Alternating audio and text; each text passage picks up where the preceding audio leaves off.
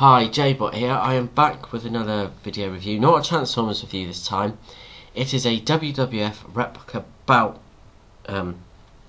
review, and the bout that I'm doing today, which is the wrong way round,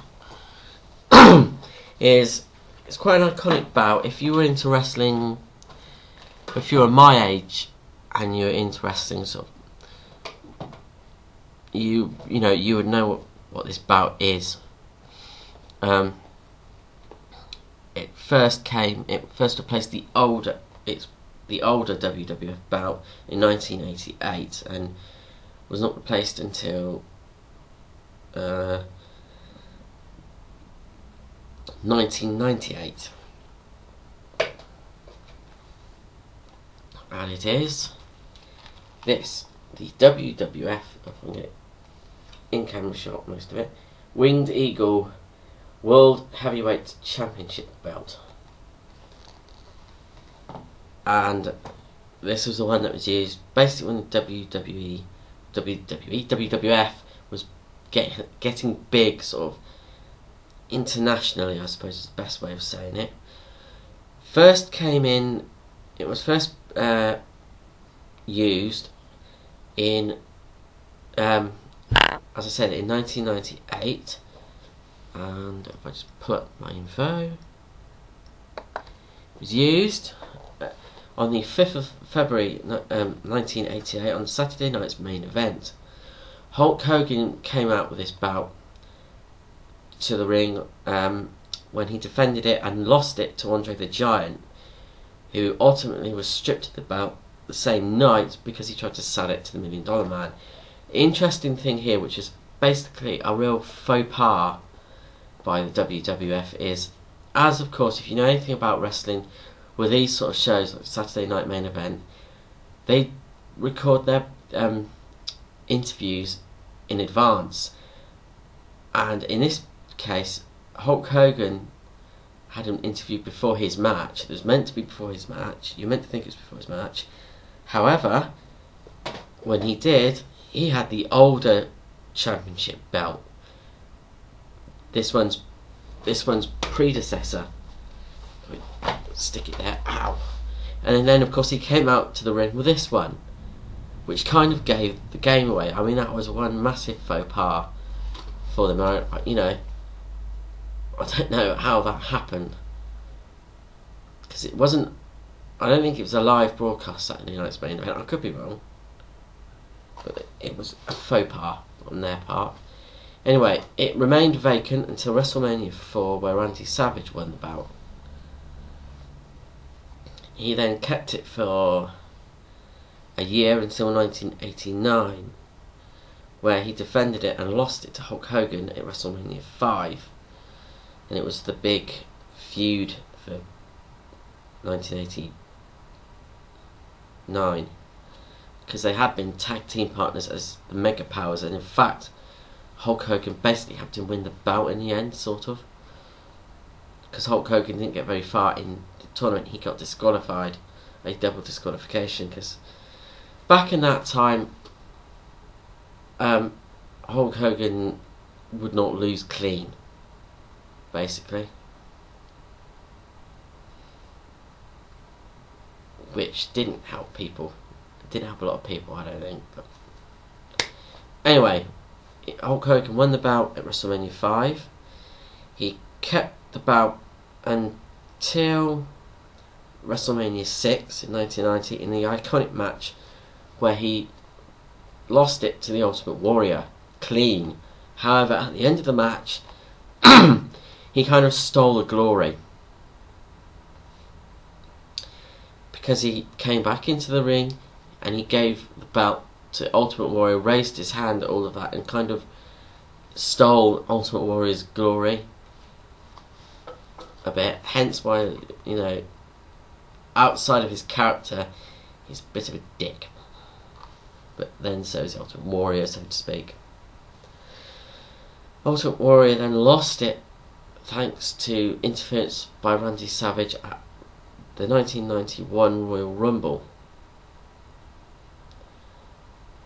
And who did he lose it to? Randy Savage. No, Randy Savage interfered. Sorry, he lost it to Sergeant Slaughter, who kept it until WrestleMania 5, where he WrestleMania 7, but Hulk Hogan beat him for it. Yes, that was the sort of thing at the time. Also, Hulk Hogan would win the bout at WrestleMania, practically every WrestleMania. Hulk Hogan kept the bout until Survivor Series 1991, where it gets interesting again. He lost it to The Undertaker, who was only his first year in, and he was over like hell as a heel.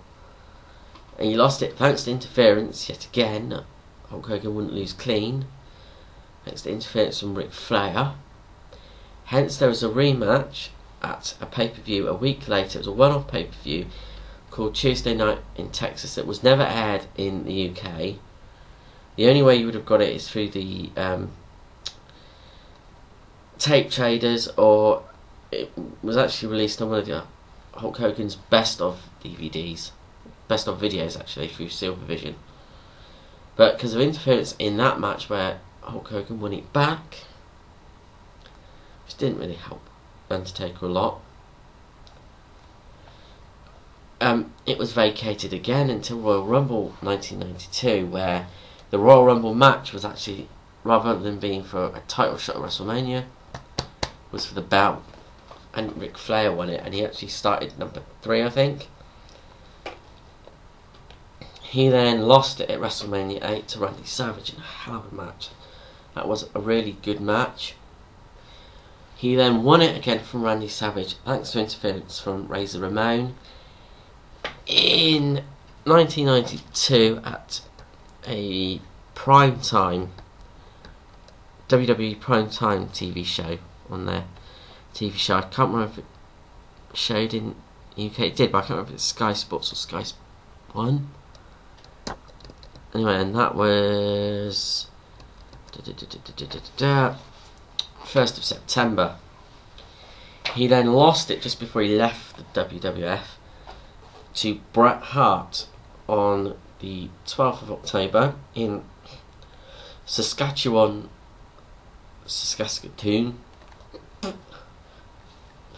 Say that 3 times fast. Basically in Canada at a house show. However, it was released on a video, a Silvervision video called Smack 'em Whack 'em, which also had the real first ladder match between Bret Hart and Shawn Michaels. It also had the cage match between Shawn Michaels and Marty Jannetty, I think. But anyway, Bret Hart won it there. Why on a house show? I don't know. It was a funny thing for them to do. Bret Hart kept the belt until WrestleMania 9, where he lost it to Yokozuna thanks to interference, and then Hulk Hogan won it at WrestleMania 9. He came out to help Bret Hart because Bret Hart had got salt in his eyes. That's how he lost it, and he ended up challenging Yokozuna for the belt there and then, and he won it, which a lot of people didn't like, because Hulk Hogan had left in 92 after WrestleMania 8 to do movies and stuff. They got him back for WrestleMania 9 for a tag match, and obviously to get him back he wanted a title run. He's got this thing about title runs. He did that as well when he came back in 2002.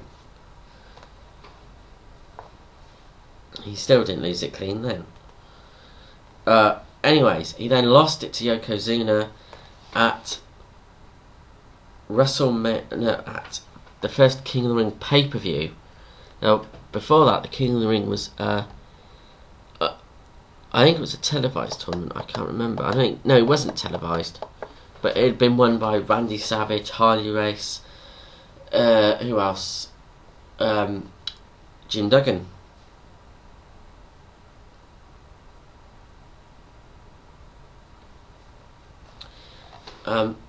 Bret Hart then won the belt back from Yokozuna at WrestleMania 10, where Yokozuna had to defend the belt twice. First time was against Lex Luger, which he beat Lex Luger. He was a bit of a dick as well, anyway. He then lost the bout to Bob Backlund. Bret Hart lost the bout at the Survivor Series of that year to Bob Backlund. Why they put it on him, I don't know. He then consequently lost it the following week, well, 3 days later actually, at a house show yet again against Diesel, but that one was actually televised on the Raw show for once. And then Diesel kept that bout for a year. It wasn't until Survivor Series 95 where Bret Hart won it back again for the third time. He then lost that bout in a Iron Man match, the first ever Iron match, to Shawn Michaels.